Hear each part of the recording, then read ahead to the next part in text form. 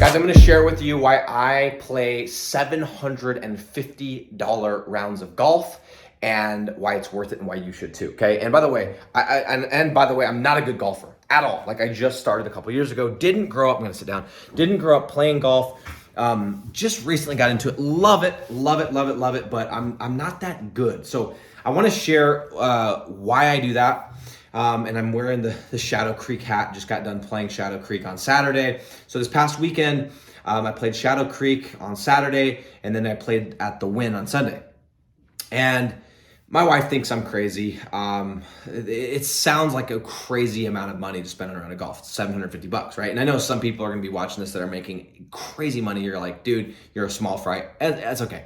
But for the average person, that's just a lot of money for a round of golf. So why would you do that, right? And what does that have to do with business, rank and rent, all these other things, sales? Has everything to do with it, okay? So here's what I found. These are some of the observations that I made this past weekend at these ridiculous freaking courses. By the way, quick plug for both those. Immaculate, like if you want to just see an appreciation for the game, go to something like that. I mean, for example, with Shadow Creek, you have to stay at the MGM property or one of the properties, and they pick you up in a limo. You're driven to the course, you're greeted with a handshake, you're walking in, they show you the locker room and the club, and there's food, and like it is just every single detail. Like one of the things that I loved about being there was just the attention to detail. It inspired me to like, how can I apply this into my business? There is nothing they haven't thought of. I mean, everything from the ambiance to the paintings on the walls, and they've got a locker for Michael Jordan, and they've got one for who's the other person that I saw there? They've got Bryce Harper. Anyway, it was just a cool experience, right? Very, very cool experience. But here's what I'm getting at, okay?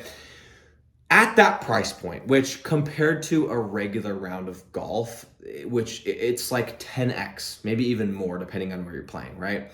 And so here's what I found is when you charge or when you're willing to pay that price point, it eliminates 99% of other people that golf, okay?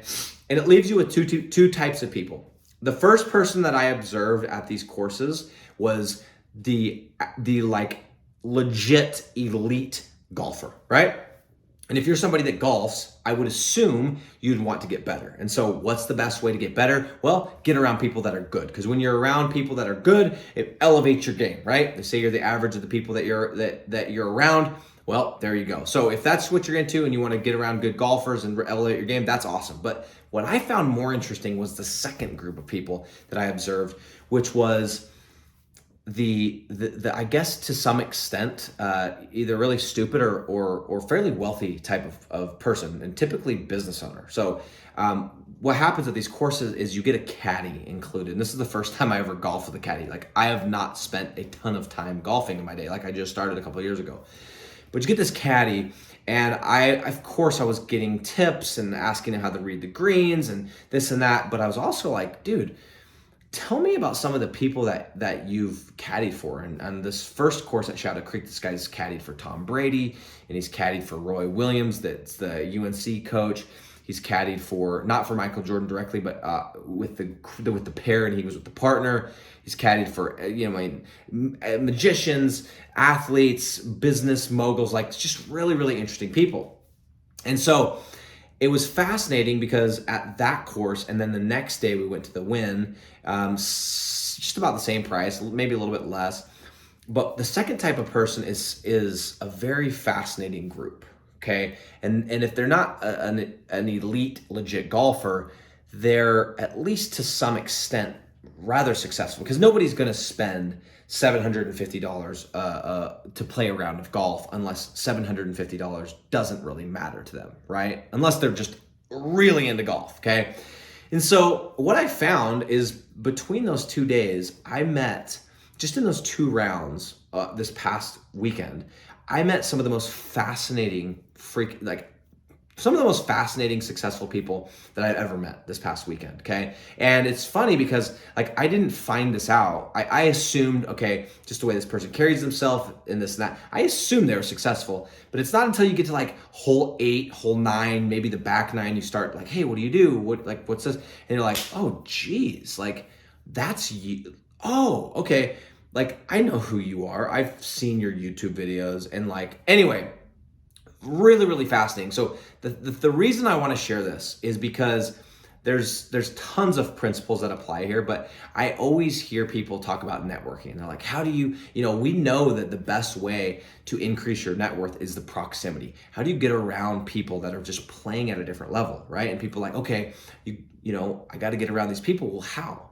And I'm going to tell you how not to, okay? The way not to get around the people that you actually want to be around is going to these retarded masterminds and these events and all these different things that these people put on that you want to be around, because the person that's putting it on is the person you want to be around, and the people that are going are not the people that you want to be around. Okay, those are the little minions that think that by going to the event and getting the picture with Grant Cardone that they're now networking with Grant Cardone. Okay, those events, the BNIs, the this and the that, I think they're bullshit. Okay, I do not do that scene at all. Never have. I don't think I ever will, because it's basically just a fanboy thing, right? You pay X amount, you get to get a little picture. And guys, let me just break it to you. If you think that you getting a picture with Cardone, you think he remembers for 1 second who you are, I hate to be the guy, but I'm gonna be the guy. He doesn't, okay?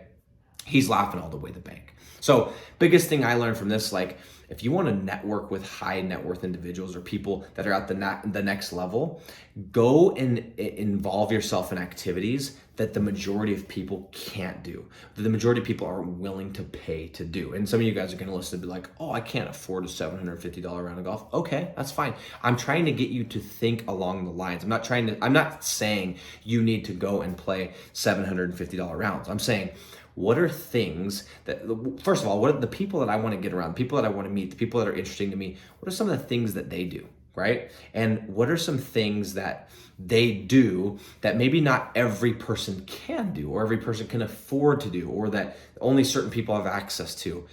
Go and do those things. Go and spend your time doing those things, because I'm telling you, when you get people in those situations, right? When you're playing 18 holes and they're in your group, you're getting a way different person than if you're showing up to an event and they're dressed in a suit and tie. So for me, it was really, really cool, because I was like, okay, that was a ridiculous amount of money playing golf compared to like a city course. However, that was the most cheapest way ever to get networked with some of the most successful people out there. Like that's it. Like I'll go there every week, right? To meet that caliber of person. So the lesson here is, go and do and be in places where people that you want to network with will be.